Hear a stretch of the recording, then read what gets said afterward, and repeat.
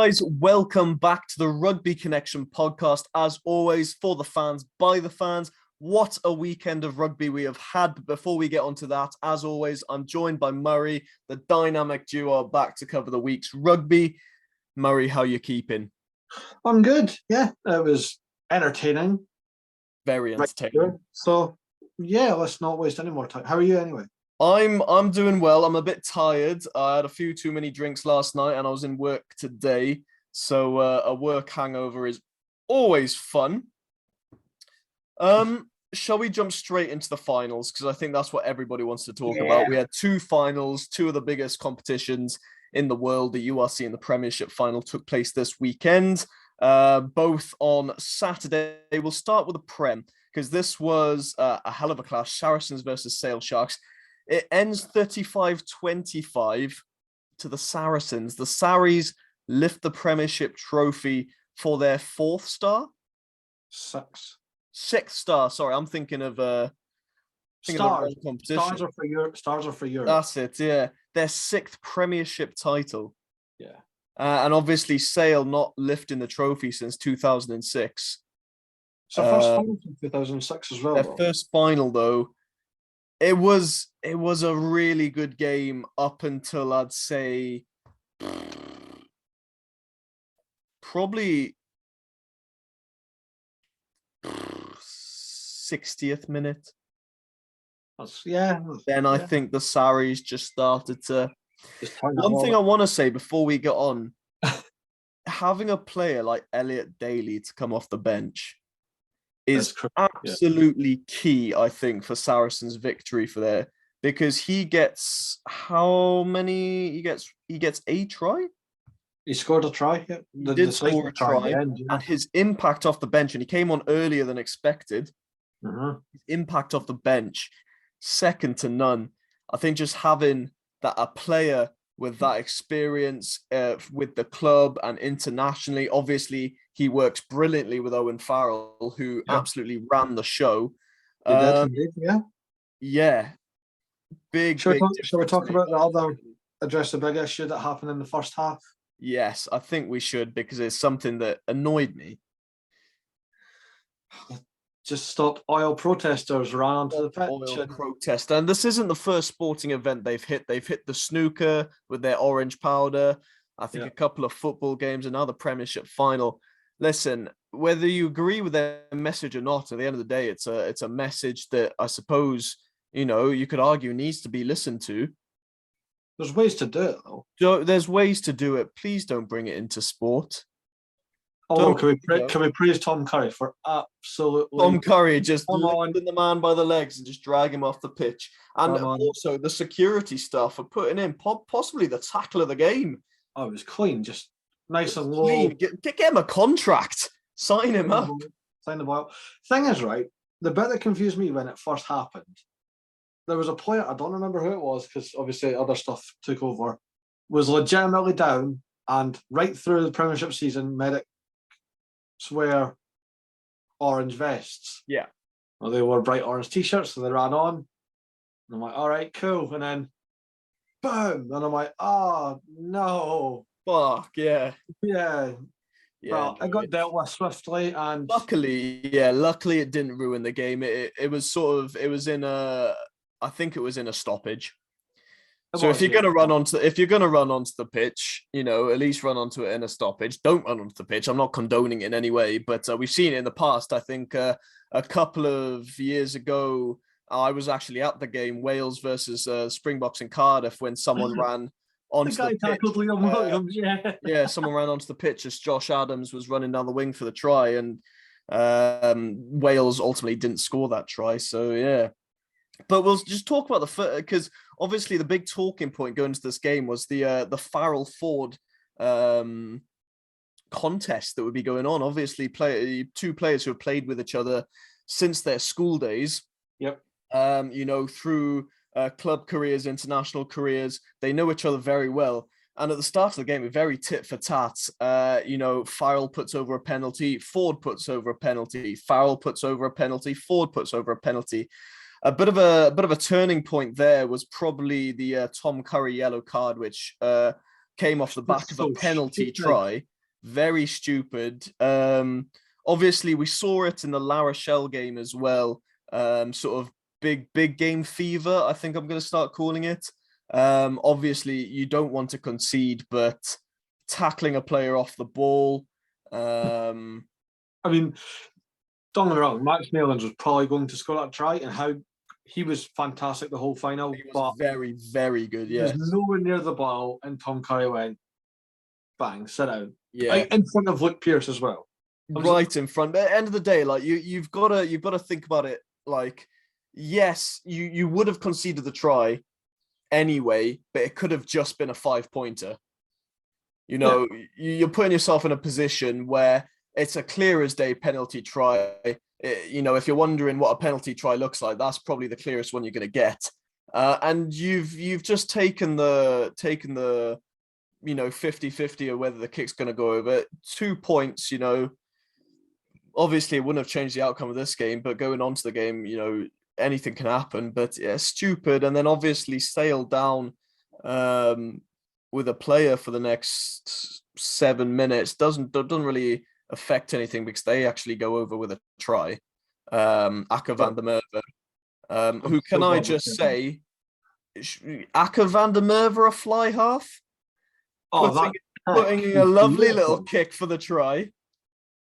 He done another one as well, but it didn't work as clean. But yeah, I think he was. It was sort of a failed clearance kick, but he did make up for it with a lovely. The commentators say I don't think he actually meant for it to go there, but it went there and it worked, and they scored from it. Yeah. But yeah, I mean, Akker van der Merwe goes over for his own try. Ford converts that, but then, like we said, Malins having an absolutely brilliant game. What a try it was from Malins as well. Oh yeah, it's just classic Saracen. So just absolute class. And at this point, we're looking second half. It's looking like a very tasty fixture. Only 3 points in it, 15 to the Saris, 12 to Sale. Would you call up Akker van der Merwe for the World Cup? As like third choice hooker? No. He's better than Dwebber, in my eyes. I think he's better technically at set piece, like line out, throw in, whatnot, but Dwebber just has that physical impact. He does. Dwebber is a much more physical player. Dwebber in open play is brilliant. Yes, there's the controversy around his line out throw in, and he's got better at it, but he's still not 100%. But in the set piece, I think Joseph Dwebber's, excellent. Absolute massive unit. And at the end of the day, you've got Malcolm Marks, Bongi and Bonambi, two of the best hookers in the world. And then Dwebber as that sort of third choice. And then I think if you're going to bring on, any other, if you're going to take any other hookers to the World Cup, there's so many choices in the South African franchises, which I think at the moment is something that, by the looks of it, the Springbok management team are focusing on more, obviously with the URC and whatnot. But we'll get onto it because the Springboks have announced their second sort of training camp prior to the World Cup. But and then the game sort of gets messy after second half. Sale go over, score a try, take the lead, happy days. Van der Merwe goes off, Ewan Ashman on, a few changes here and there. That's where it went wrong for Sale in my eyes. I understand what the tag was. Not just Van der Merwe. They took off pretty much their whole front row. Yeah, I mean, Bevan Rod, Ashman and Oosterhuizen came on. Don't get me wrong, Bevan Rod's try was amazing and it did get Sale into the lead, but maybe too early. Like most front rows tend to go 60, 65 60 minutes. You want to see him going 60 and taking him off 45 minutes into the game. 3 changes, 45 minutes into the game. Yeah. A bit early. You want to be like, especially in a final. I know sort of the whole concept of a bomb squad, obviously popularized by the Springboks and now other teams you've seen in multiple competitions have sort of taken on that idea of having not only just one impact player, but having making a whole host of changes all at once to make that impact. But it only really works when you're doing it at a stage of the game when the other team are starting to dip. It's just because like Simon McIntyre, the loose head that started for Sale, brilliant. Like he had the scrum of Saracens rattled. They were giving away penalties. Sale had Sarries at the set piece, and then it just dipped. As soon as he made those subs, it just yeah. But then like you said, Bevan Rod, really good try. Ford converts that. Owen Farrell gets another penalty. Elliot Daly goes for a long shot, misses that. Ford as well, which didn't help. But then he sort of makes up for it 10 minutes later with his own try, which again was a pretty peachy try. But then after that, it's just where the game started falling away from Sale. They looked knackered. They did. They looked absolutely out of it. And against a team like Sarries, who, and I think the sort of narrative going into this final was both teams are teams that enjoy to physically impose themselves. And it was a big sort of mix-up whether Sarries were going to get the upper hand or Sale were going to get the upper hand. First half, Sale. Second half, where it counts, I'd say, where you want to be sort of imposing that physicality, Saracens definitely had that. And so who was it? Who kicked the 50-22? One of the loose forwards? One of the Theo Dan. Theo Dan, that was it. Two hookers kicking, obviously the 50-22 didn't result in a try, which was a bit of a shame, but two hookers, one putting in a chip and chase to result in a try, and the second one kicking maybe one of the best 50-22s I've seen. So clean. And not even like under pressure, like properly under pressure. Again, if he gets it or not, but I'll give him the credit. But no, it's sort of, you see 73 minutes, Sarries get a yellow card. You're thinking, okay, maybe, we need a try and a penalty at this point for Sale to go ahead. 7 minutes to play. It's very possible. But I think with a player down, Sarries just went into defensive mode, and that's what won them the game at the end of the day. That's all she wrote. Pretty much. Again, it's just that big game experience, isn't it? Like, these guys have done it. 100%. Sarries a team who have been there, done that. On the premiership stage and in Europe, and Sale obviously not lifting the trophy since 2006, not even making a final since 2006. So it's a shame. I really want to see Sale win it. But at the end of the day, I mean, throughout the season, you wouldn't be able to put too much between these two teams. They've been top of the table consistently throughout the whole season. I don't think they've moved. But a 10-point final, a few different circumstances, maybe a yellow card not given us. So you could see this definitely going another way. But credit to Saracens. I know you're not the biggest fan, but at the end of the day, they've got a really quality setup, and they've lifted the trophy. So yeah, well done, Saracens. Well done, Saracens. I'm gonna clip that. Put it on TikTok, because we'll never hear that again. We will never hear that again. Shall we move on though? Yeah, because this one probably went the opposite way to it being expected. Eat your words. The URC final, the defending champions, the Stormers, playing Munster back in Cape Town, and a result that anyone outside of Ireland would not have predicted. Munster are the URC champions. I said it last week they were going to do it. I did not back Stormers. You did, and I predicted this wrong, and I think a lot of people predicted this wrong. But you know what? I've got no ill will against Munster, because fair play. And when you think about it, their playoff run was ridiculous. All away games, they've beaten Glasgow away, who hadn't been beaten at home prior in the season. They beat Leinster away, who hadn't been beaten at home prior, and then they beat the Stormers away, who they did beat back in Cape Town. Yep. So I think that might have been the key, because they know how to play in Cape Town. They know how to win. I love it. But I mean, what went on in this game for the Stormers? I mean, Nothing. the only shining light of that first half was Manny Libbok getting a chance interception and scoring a pretty nice try. But other That than was 5 minutes that, in. they just looked flat. They just The the G- Stormers did not look in the game whatsoever. you Barron need goes to over might on the have 9th minute for a try, so Munster hit back, and then Kelvin Nash goes Calvin over. Nash's try was absolutely Very beautiful. good, very good. Yeah, and you're looking at it second half, first half, sorry, we're looking 12 points to 7 for Munster.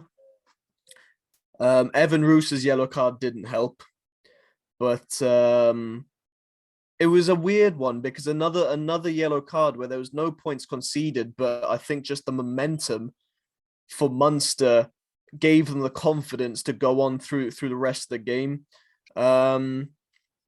Again, Jack Crowley was brilliant. So good. Very, very good. You can now see, like, obviously Sexton's still the top guy. We'll get onto him later on as well. My God. Ross Burns The obviously second, but that's what I'm thinking. The second, obviously Ross Burns got it now, but Joey Carberry's had it in the past. Jack Crowley now is putting his hand up. I don't think Ross Burns got that number 2 second spot jersey nailed down for the World Cup. Okay. I genuinely don't. I'm not I can't see Joey Carberry taking it, but Jack Crowley will be at the World he's Cup. putting his hand up for it, isn't he? He's just 2 games, actually 3 games. He scored the winning drop goal under pressure against Leinster, and he's now put on a brilliant performance against the Stormers, and he's a URC champion. Johnny Sexton's not a URC champion. Oh, and there's Ross Burns. No, he's not. So, yeah. Sorry for the Leinster fans out there. That's true. No, I sympathised with Leinster last week. I'm not doing it anymore. But we're going on to the first half because you look at it, Haley gets a yellow card on the 47th minute, and then the Stormers go over 2 minutes later with Dion Fourie, and you're thinking, all right, okay, Stormers have taken the lead now, and this is where you start thinking, okay, Stormers are gonna start running away because Stormers are a type of team who like to come back in the second half. Mm-hmm. But no. But no, Hodnett goes over for a try on the 74th minute. Big gap and no scoring. And at this point, momentum is swinging back and forth between the Stormers and Munster. A lot of handling errors from both teams. The breakdown was hotly contested. The set piece was an interesting point because I really thought the Stormers were going to run away with it, but the Munster were well, especially in the scrums. Very, very contested in the scrums. Just to think that Munster lost 5 of their first 7 games this season. It just goes to show, and we said it about Leinster having a brilliant, being the best in the regular season. If you make it to the play, and Munster made it to the playoffs with the hardest card, all away fixtures, and they are URC champions. They've got Edinburgh to thank. This mental run started when they beat Edinburgh just before in December. So you're welcome, Munster. You can't take credit for that. I'm sorry, man. I'm just thinking, that's all. That's where their away run started. So got to take credit somewhere. Months ago, Hodnett goes over on the 74th minute, and you're thinking, Christ, all right, the Stormers, can they do it? But then 78 minutes, 2 minutes to go, Jack Crowley gets yellow carded, and the Stormers right in the 22. You're thinking they get a few penalties given their way. I think a few lucky penalties as well. The ref was giving them the benefit of the doubt, but the final maul was what annoyed me the most because they made good ground with it, but then it just started to get messy. And whenever it starts to get messy, get that ball out of there. Yeah. Get it out. All you're asking for is either ball not being playable, a turnover from Munster, or a maul collapse either from either team, which could either end up in a penalty for Munster or a penalty for the Stormers, and then you just go again and again and again. You start losing momentum. The best thing they should have done there, get it out. and they didn't. And Munster win the turnover at the Mall, and that is done. And we talked about Leinster choking. Stormers. That was a choke. The Stormers choked at the end there. They had it in the palm of their hands. They had the benefit of the doubt given to them by the ref. They had their opportunity. All they had to do, and they've done it multiple times this season, all they had to do was maul it over. And they couldn't do it. So honestly, and I know I'm a Sharks fan, but I think every South African supporter was behind the Stormers to win it again. But Munster, well done, deserved winners. I've got no, and to be fair, a lot of Stormers supporters that I've chatted to in the comments and whatnot, a lot of Stormers supporters are just saying, listen, credit where credit's due. There's always going to be the people who are like, ref was terrible, so many forward passes by Munster. Munster also had 2 tries disallowed. Yes, it did. So, their dominance on the score sheet probably would have been a bit more. 1 forward pass from Peter Amani, and then what was it? Was it 2 forward passes? I think it was a double movement and a forward pass. Double movement, that was it. It was a double movement, you're right. But, for anyone that likes doing a little bet for next season, see if the team going for in the final that's technically a home final, don't bet on them. Doesn't work. Doesn't work. You know what? I was actually going to bet on this game, and I wasn't going to bet on the winner because I wasn't betting on a winner's. It's a 50-50 almost. But I was going to bet, but I completely forgot. I was going to bet on Libbok scoring the first try and Dion Ferry scoring in the second half. And I forgot, I just didn't. And my God, I should have, because it happened and I was so fuming. Because I'll tell you a bit later. It's a football related story, so we'll talk about it later in the what? Well, it was a little big betting win for me. I had a bit of a score, but we'll talk about it later. We'll cover the rugby first. But listen, for the competition itself, obviously bias. I wanted the Stormers to lift it twice, URC to stay in South Africa, but now it's nice to see a different team win it. The South African teams and the Irish teams, if you're looking at the 2 seasons so far, probably the 2 dominant shields, I suppose you could say. Take it back. No, I'm joking. It's true. We're in the weirdest shield. You are. It's a weird shield, and I think, to be fair, I imagine going further into the URC, I imagine there's going to be some sort of restructure. To be fair, I don't think I feel next year there's not going to be shields, or they're not going to mean. So it's very weird that. I think the whole shield aspect, I like it in a way, because it does give teams who maybe don't win silverware the chance to win silverware, but like the Welsh Shield. Yeah, like 10th place Ospreys gets Champions Cup. I don't think that's fair. No, I think that's what top 8 should be. Exactly. But it's been a brilliant season. It's been a season where we've seen the dominant team get knocked out in the semis. We've seen the South African teams this year. In fact, the South African teams this year started stronger in the season and actually fell off to the end of the season, I'd say, whereas last year they started bad and then put up momentum in the second half. So we haven't had a carbon copy of the URC 2 seasons in a row. We've had a different champion. We've had different playoff spots. I know we've had different playoff spots. Yeah, I'm not better about that at all. Sorry, Edinburgh. But no, and I think going into next season now, and just from a bias standpoint, from a South African fan, it gives more incentive for the South African teams to step up that one more, because we want to bring that trophy back to South Africa. And also we want to, especially after the European competition we want to step up to that standard of the Champions Cup, that Challenge Cup standard, because we got shown up in those competitions. We did. We got to the playoff spots. Happy days, well done. And then we got bombed out of them. All of us did. Yeah. No, I'm not arguing with you. Yeah. Honestly, either way this would have gone, if the Stormers had lifted again, happy days, good for South African rugby. Munster lift it, happy days, I think is just going to fuel us a bit more. So there we go. Do you want to talk about a game that was just a bit of fun? And we're wearing the jerseys.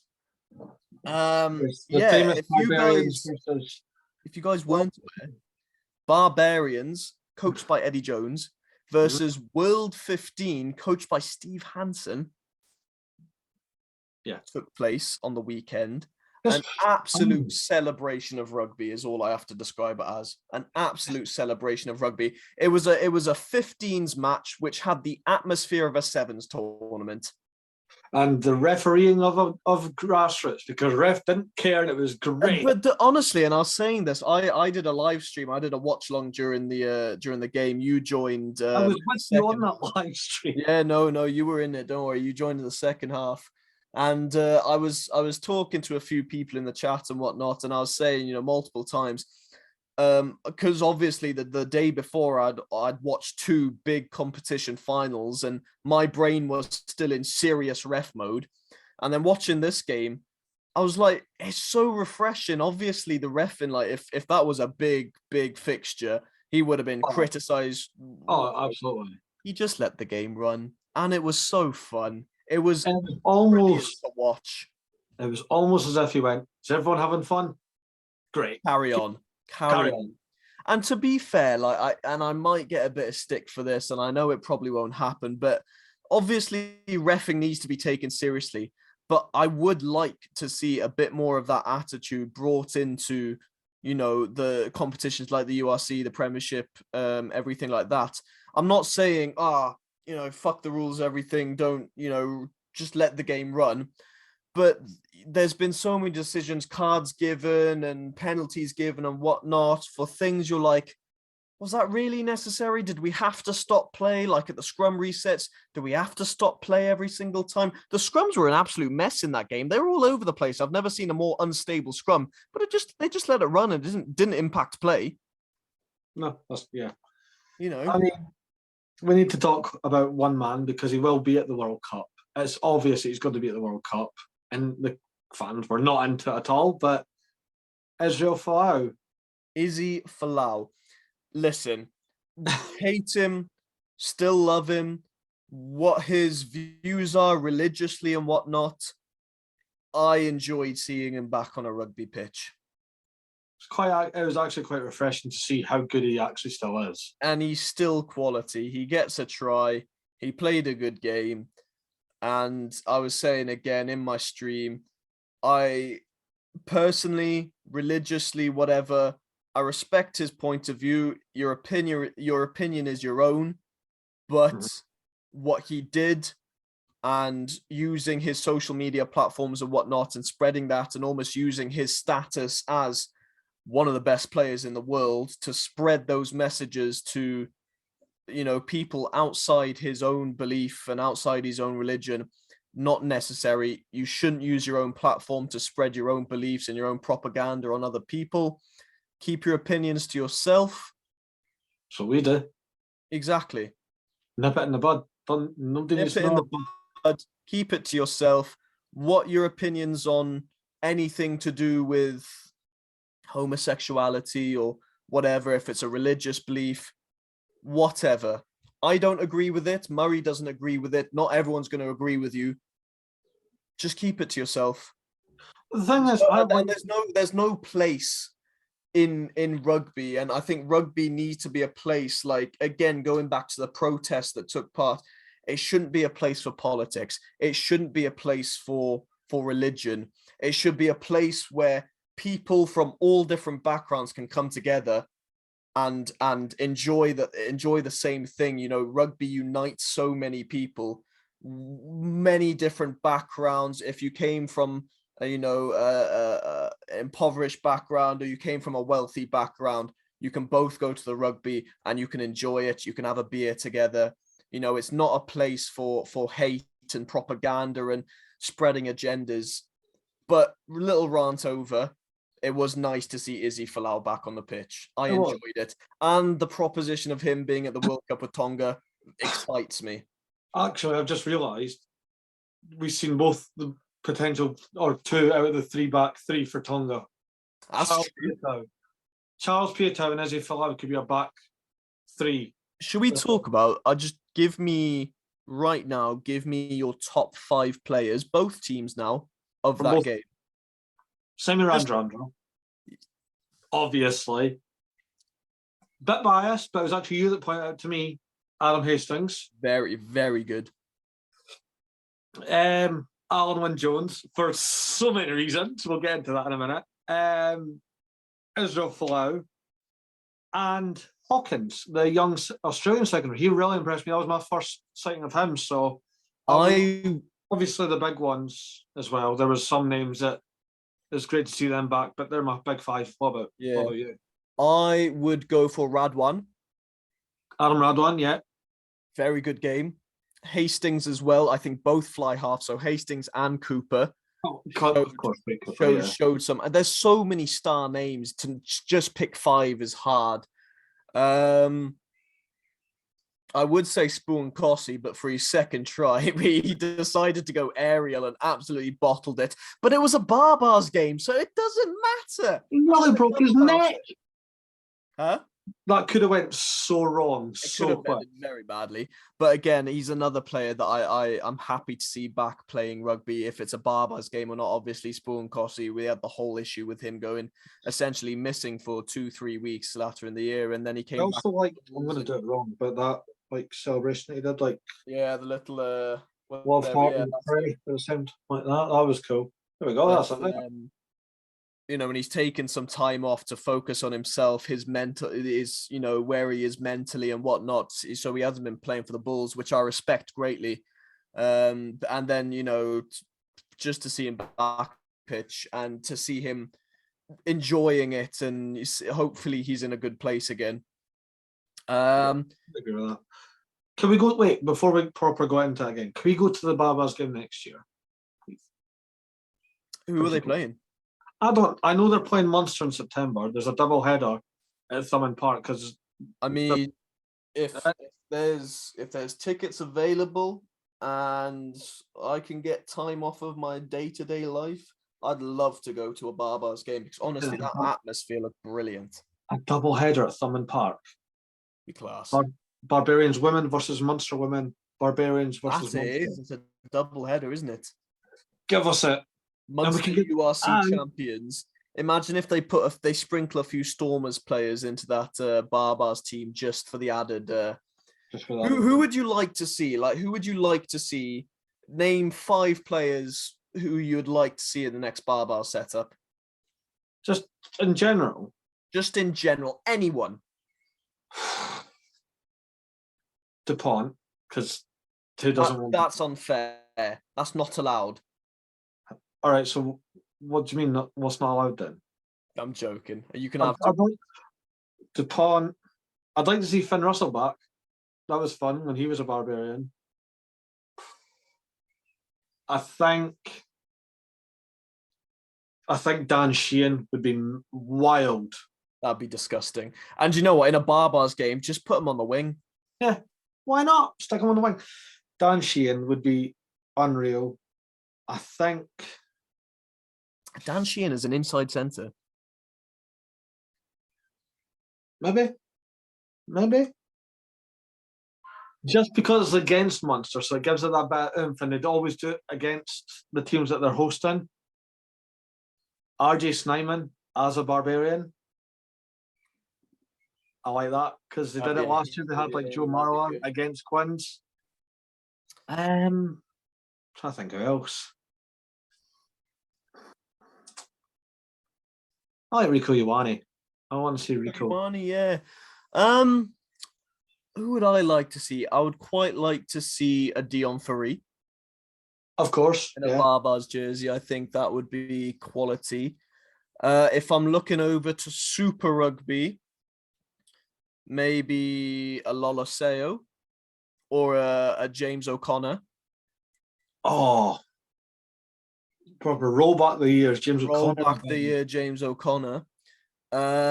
Maybe old Marky Mark, Nawaka Tawasawasi. Oh, come on. I thought you were actually going to be able to say it there. Nah, old Marky Mark. Or a Mark Talea as well. Nawakina Tawase. Yeah, Marky Mark. Jesus Christ. That's close as well. Like to see. Maybe the likes of a Baptiste Serron. Ooh, yeah, that's fair. After the game he played, potentially a Cheslin Colby in a Actually, Barbars jersey. just because you got me reminiscing from last week. Lovani Boccia Oh, and Antoine Hastoy. disgusting. Magnifique. Boccia, Hastoy, Baptiste Serron, Cheslin Colby. Semi Randrandra, Giovanni. Put Semi Andrade back there. Semi Andrade and inside center. Rico Ioane outside center. Chuck it all. Who would we want in the forwards? I'd probably want to see like I don't know. Maybe a Willem Alberts there, a Willem Alberts Tygburn combo. Maybe some of the younger boys from South Africa, like a Henko van Veek, a Grant Williams, Rory Darge, Grant Williams in a Barbars jersey.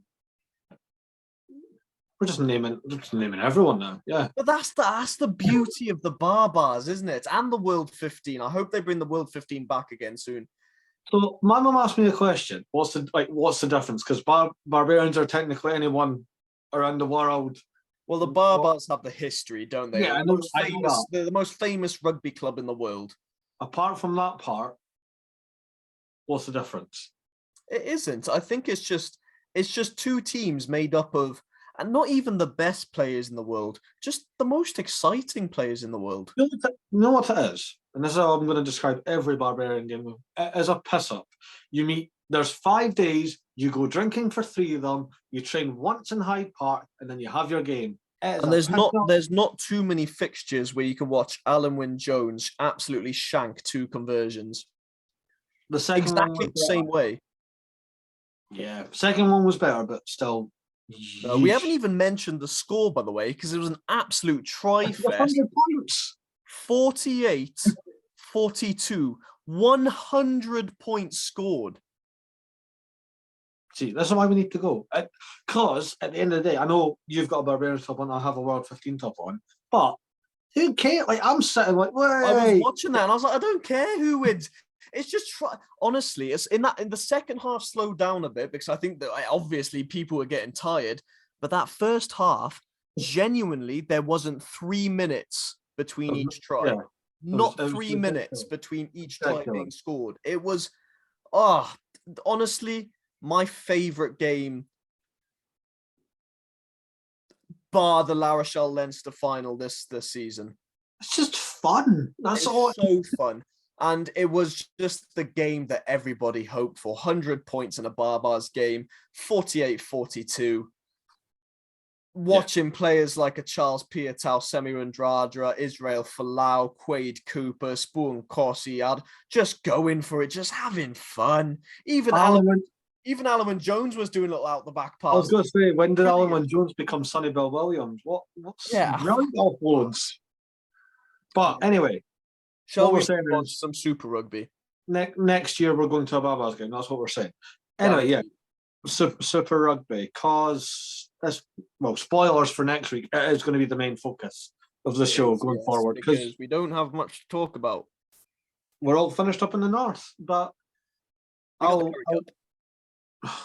they're still southern. Top 14. I mean, we got top 14 playoffs coming up. We should cover them. Okay. Well, it's going to be different next week. But starting on Friday. Sorry, Friday night. Lions getting a big win over the Reds, 35-30 in Aaron Smith's last home game as a Highlander. Love that. The Rebels putting Western Force to the absolute sword, 52 points to 14. Cam's game of the weekend, Fijian Drua versus Moana Pacifica, 47-46. We'll get back into that in a minute. Crusaders do Crusaders things in March. Past Waratahs, 42-18. The Blues getting a fairly convincing win over New Zealand rivals Hurricanes, 36-25. And the Chiefs are back in the winning circle, beating the Brumbies, 31 points to 21. Well, Cam. Before we move on, because we're getting very close to the playoffs now, I just want to go to the top 8 because there's still room for it to change. Okay.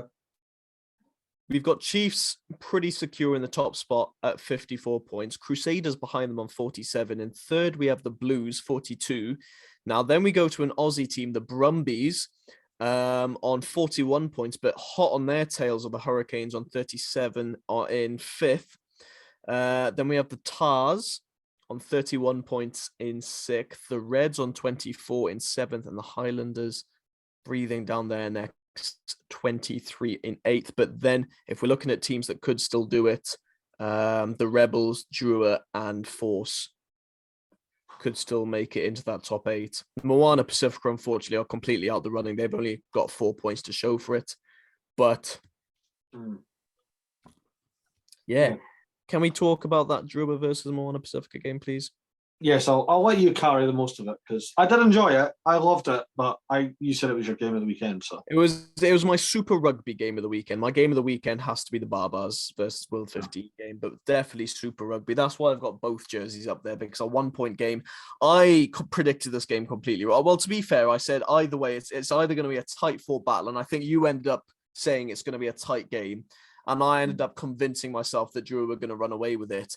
But thank God I was wrong, because what a game. Drua steam out to, well, actually, Moana Pacifica get the first try. Havili goes over 5 minutes, but then Drua just start running away with it. Massey scores. Droes, I can't even pronounce that name. Droasese. Yeah, they go 3 tries over. So they got 21 points to 7. But then Moana Pacifica come back, and then Fiji and Drua come back with Sao going over, and then Moana Pacifica come back. Very similar to that Barbars game. And then second half, tit for tat, Drua score 1, Moana Pacifica score 1, Drua score a couple, and then Moana Pacifica close out the game with a flurry of 3 tries, but can't quite edge it. A kick to win it. Christian Liliafano. Like, I'm almost certain if you've seen him having a kick, you'd be like, easy. He's nailing that.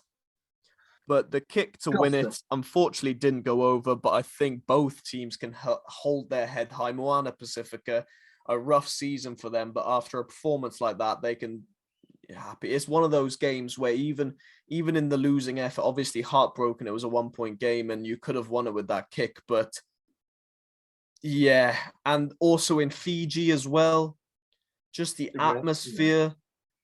Yeah. Wow, a brilliant game. Really, really entertaining game of rugby. And this is what I want to see more from Super Rugby. I don't want to see these big New Zealand franchises absolutely trouncing everybody.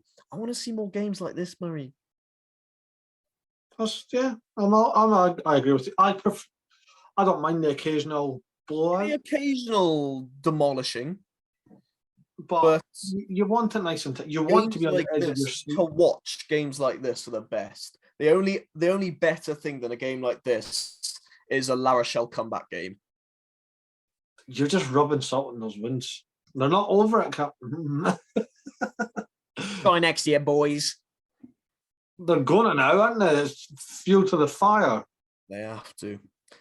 But can we just talk not even about the game, but just one player from the Blues, Mark Talea. Wow, he's been out.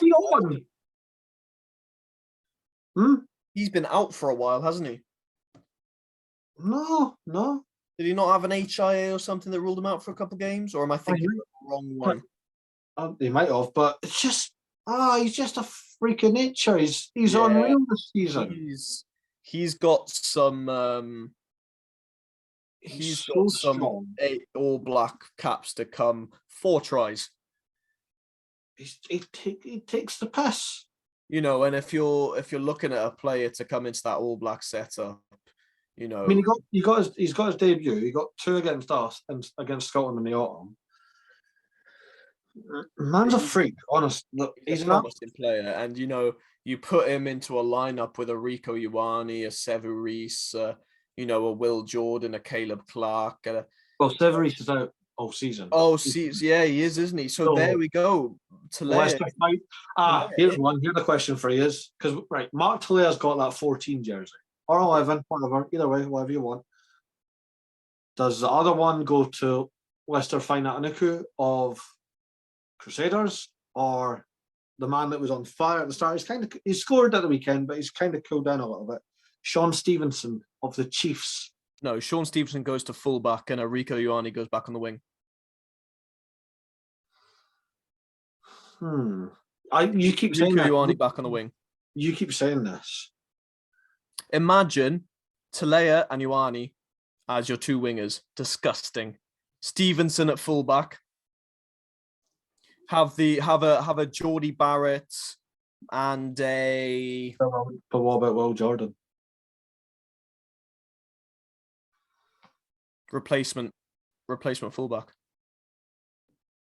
So wait a minute, you're telling me that Stevenson's had an amazing season. At the end of the day, you have to pick on-form players, and Stevenson is the on-form player, whether it be in an 11 jersey or a 14 jersey or a 15 jersey.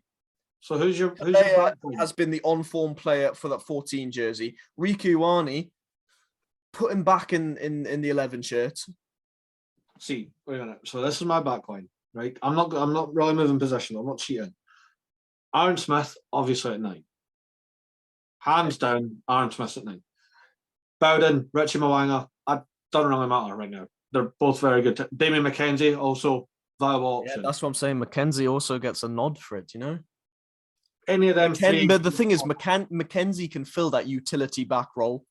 You can see what I would have is everyone's saying, oh, drop Bowden Barrett and bring McKenzie in. No, I'd have Rieko Ioane, I'd have Richie Mwanga start, Bowden Barrett on the bench, and then I'd have McKenzie as a utility back.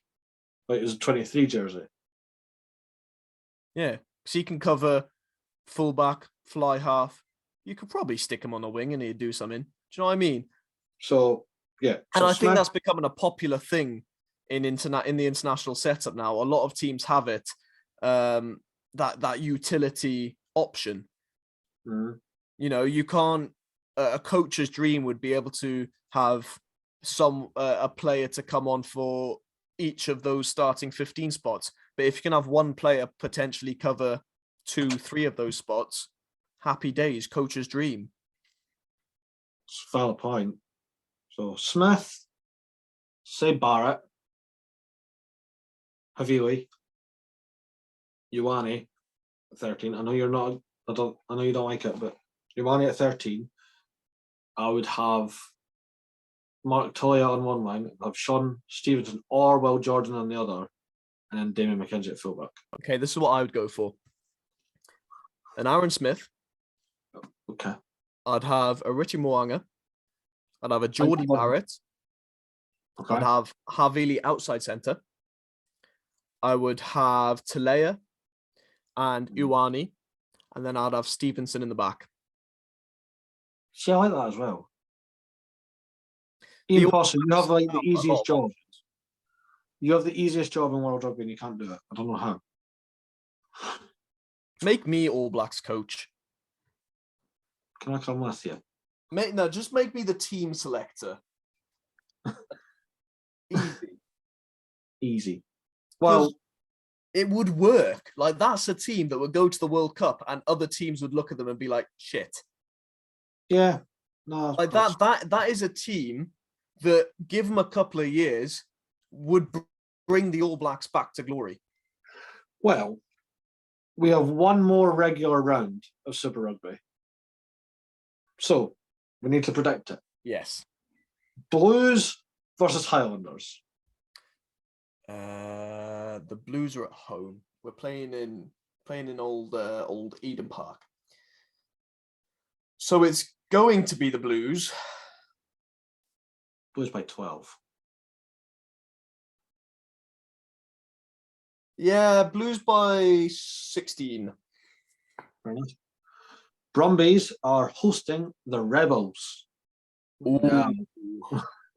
Brumbies have slipped up recently. They slipped up away to the Force. They slipped up away to the Highlanders.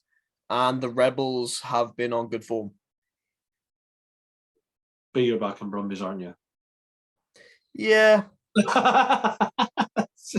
Yeah, Brumbies by like Brumbies by 5. I'll go Brumbies by 8. Okay. Then we're back in Fiji because the Drua host the Reds.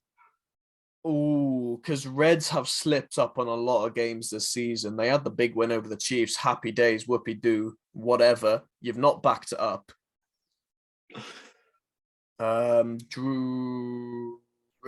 by 4.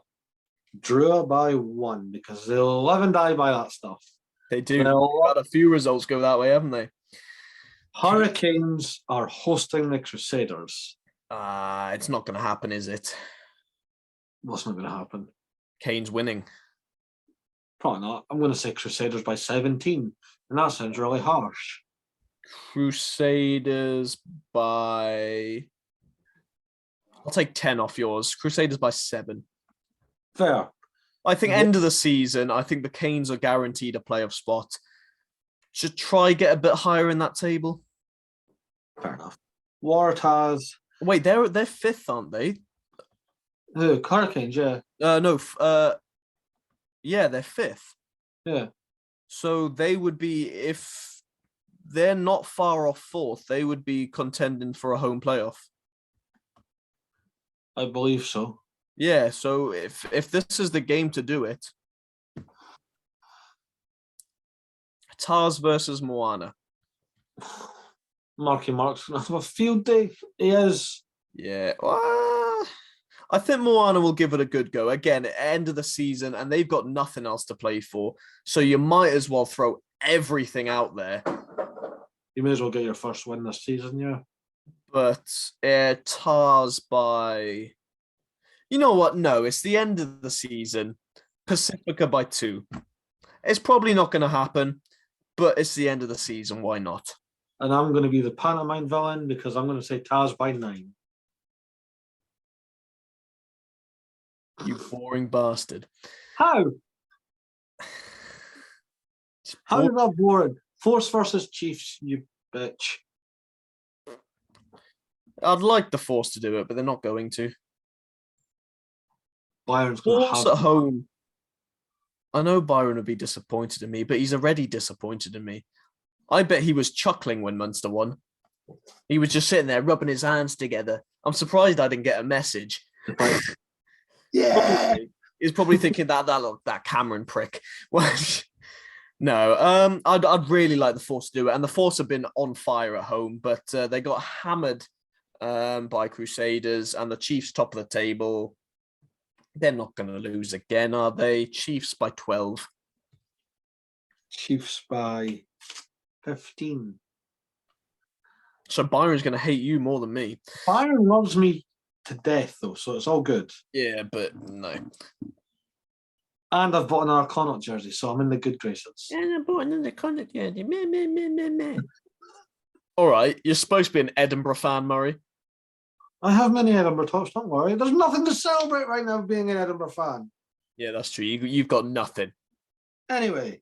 The only saving grace for you is Piers Schoeman. Duhan van der Merwe, Darcy Graham, King Boff. Yeah, but Scooey. Yeah, fair. Rugby news. Any rugby news? Any new rugby news? Yes. We talked about it a little bit last week. Last week. Unfortunately, sorry to be the bearer of bad news, but it's official. London Irish players and staff and fans have been given the preliminary warning that the club will not be competing next season in the Premiership. This is a joke.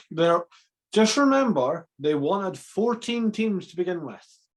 We're now down to 9. Yeah, well, actually, let's talk about this quickly because the Premiership's over now, so I think we could talk about it. It has been the most heartbreaking season in the Premiership.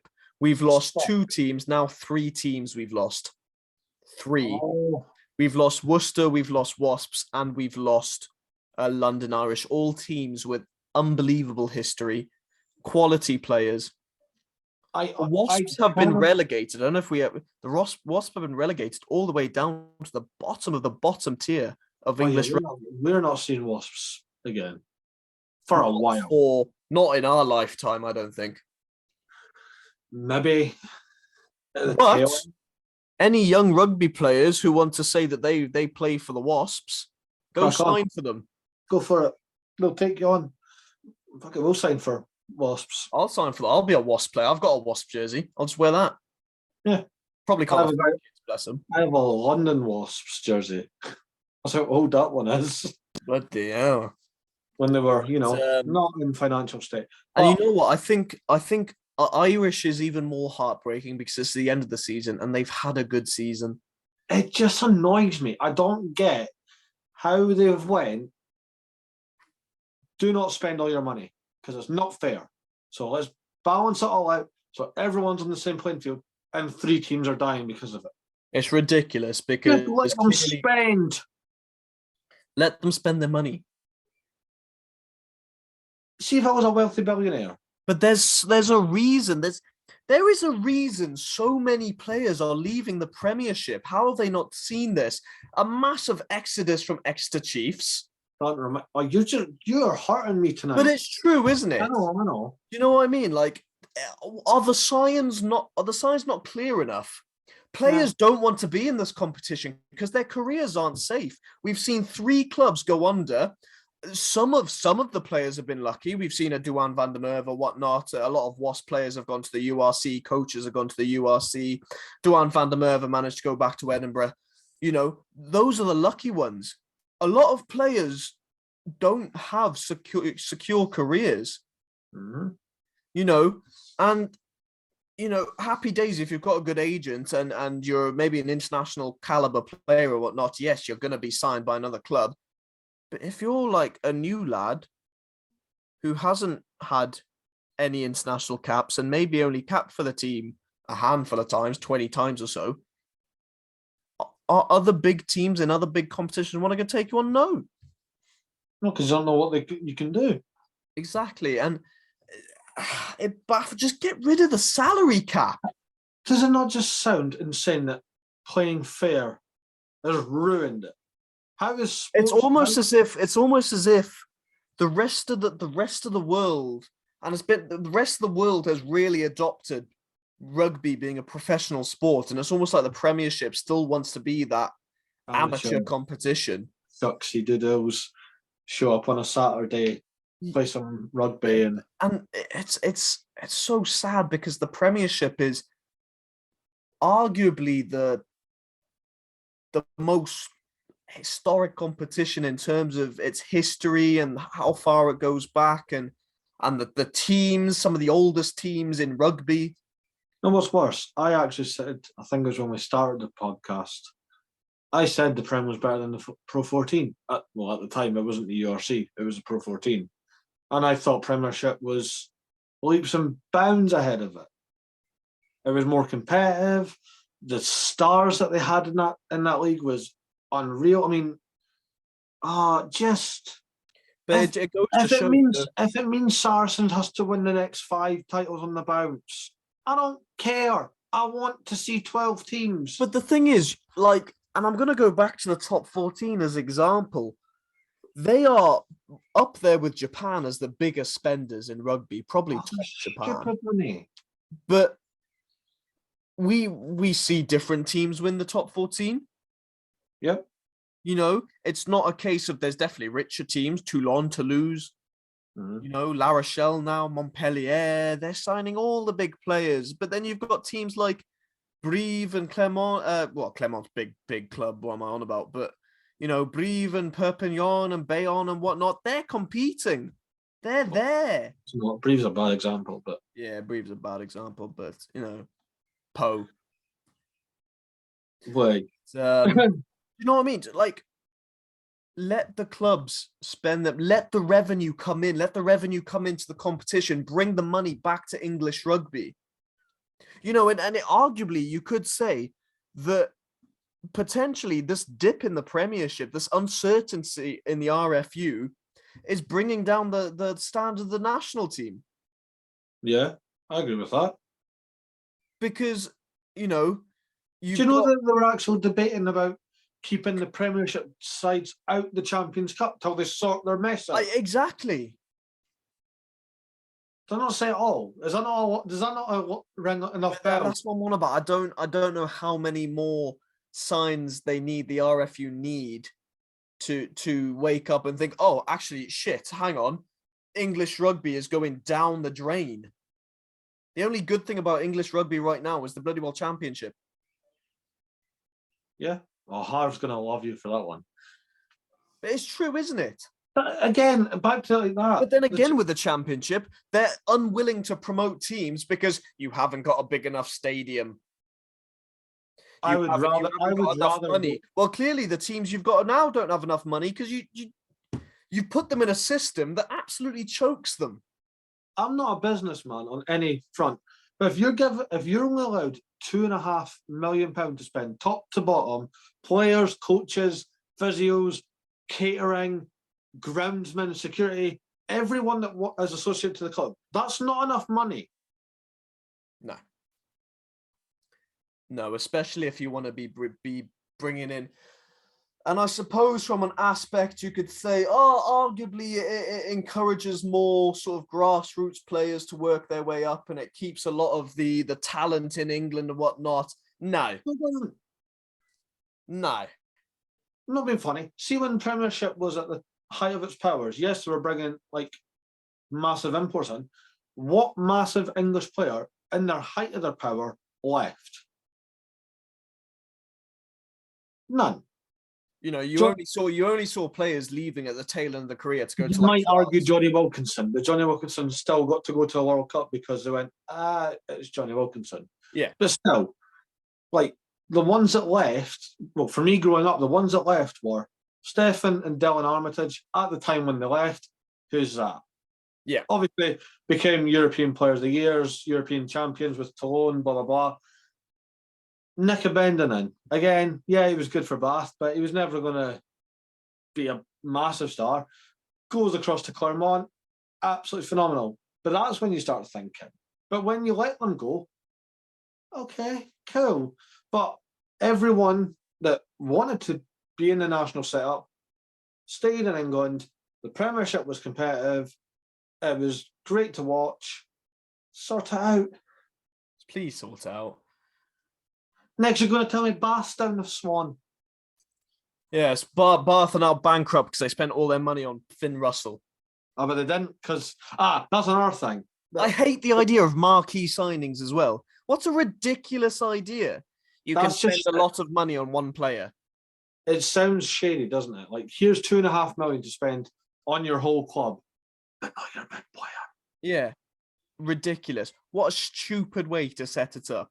Where's there any incentive for other players to stay in the competition? Why wouldn't you right now? If you're a Premiership player, why wouldn't you want to go to France or the URC or Japan?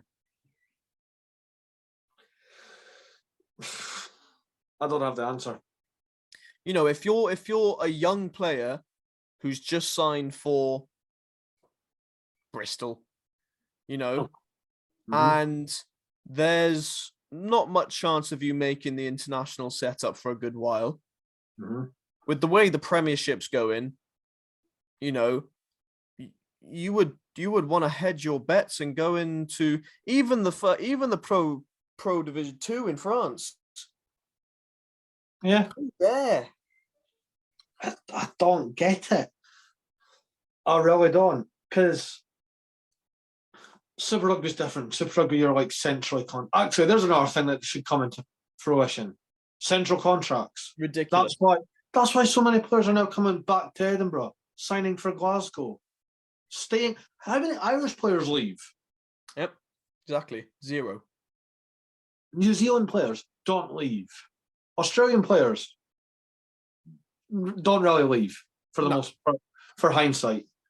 But South Africans are now getting players back in because they have money. But we've got the money now. We've got the URC where the players are getting paid. We're bringing back players like Eben Etzebeth. We're bringing back players like Vincent Koch.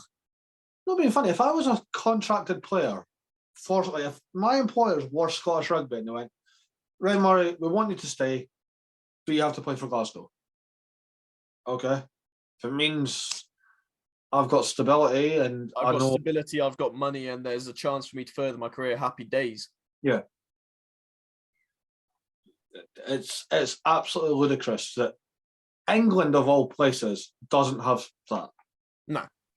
Even Wales kind of buggered it, but they had it. They had it, they buggered it now. Sour not to end that on, but there we go. Game of the week? Actually, before we get on to the game of the week, I'm going to do it. I'm taking over. Because we don't have much to talk about in the coming weeks, I'm going to start my Cameron's quick review of the Curry Cup. Oh, okay. It's Cam's Curry. Don't have a choice in it. Right. So at the moment, guys, big news, mainly because the Sharks are on top. The Curry Cup table is very interesting. The Sharks, my Sharks, the saving grace of the Sharks season, are on top of the table with 43 points. We're on an absolute brilliant run. The Cheetahs just behind on 41, the Pumas on 36, Western Province on 31, and then in fifth spot, we got the Lions, sixth, we got the Bulls, seventh, we've got the Griquas, and then eighth, we've got the Griffins. And the big games this week, Sharks beating the Griffins 35-9. Absolutely brilliant win. That put us top of the table. We were sort of joint first, just pipped by points difference by the Cheetahs last week. Lions absolutely demolishing Western Force 32-12. That's a familiar scoreline. Sorry, I had to. And then on the Saturday, a draw 29-29, Griquas versus Cheetahs. And then the Bulls beating the reigning champions, the Pumas, 24-17. The Curry Cup is heating up and we're getting closer to the playoff spot. And I can't wait to see the Sharks lift the trophy. Anyway, that's all that I have to say. Murray, game of the week. I still hadn't thought of one. I don't know. I'm trying to think. I switched the computer off. I forgot we did. Brilliant. I'm sorry. You know what? I'm just going to shout out to New Zealand Sevens, both men and women.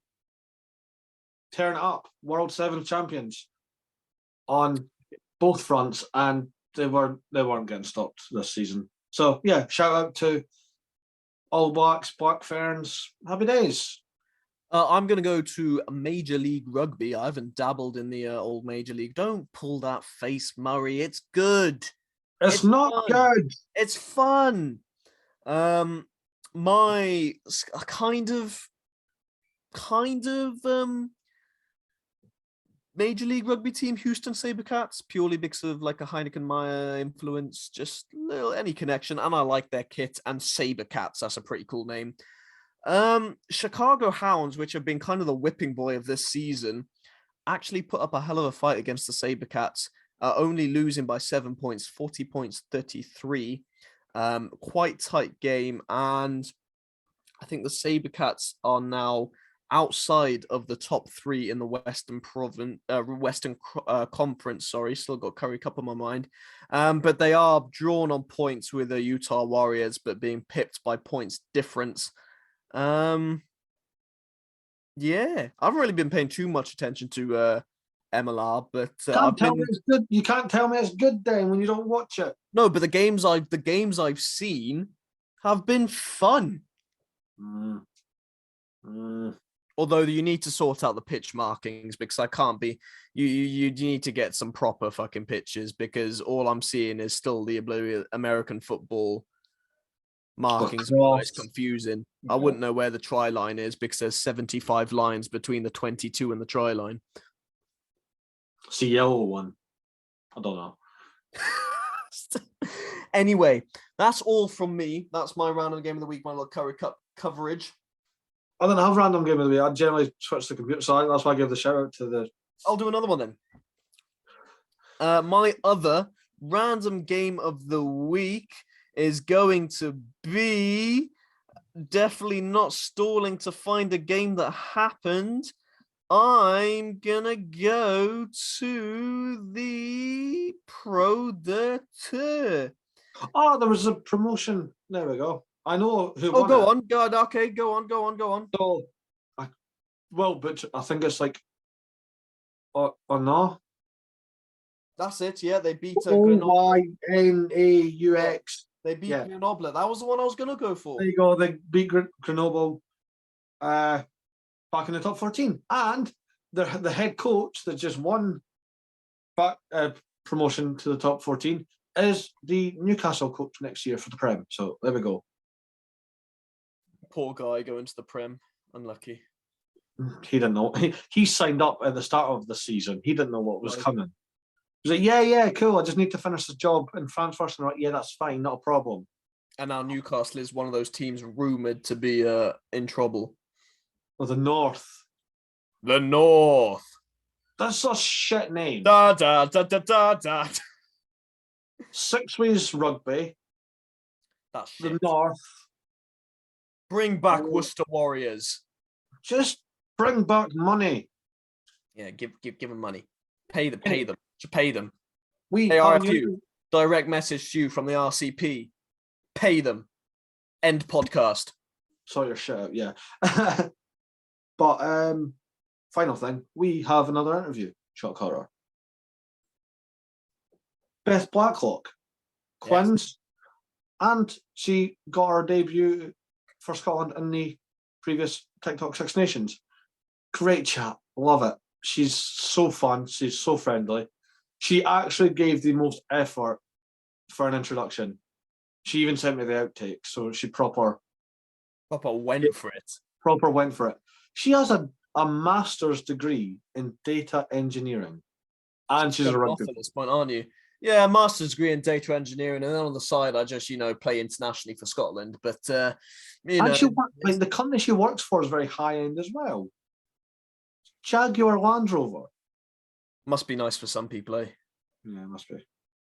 She's not only talented. She's not only talented in the IQ. She's also an absolute unit on the pitch. Yeah, best of both worlds, like Hannah Montana. Okay. But yeah, every week I try and get an interview out every week. There's a big fish coming, sort of. Need to wrap up dates and times. A lot of players say yeah, sounds good. It's just trying to get them clamped down on official dates. So there is stuff coming. We might have a coach coming soon as well, so that's fun. It's going to be fun. It will be fun. We're on YouTube. We're on Spotify. We are on TikTok. We clip some stuff. And TikTok lives coming soon. We're planning to do some live watch-alongs and just some live chats and whatnot, some Q&As maybe. I quite like the idea of the watch-alongs. I did one this weekend and Murray joined and it was quite fun. But if you're interested in that, guys, keep an eye on our TikTok because we do plan to be pushing onto the live scene a bit more, getting a bit of interaction with you guys and hopefully being able to sort of sit in the moment, big games, watching those with you guys along with us. And watch me jump about like a muppet and you actually see what I'm like at a game. So there you go. Why would you be jumping around when Scotland are going to lose? Anywho, cheers guys for watching. This has been the Rugby Connection podcast. As always, stay safe and tune in for next week.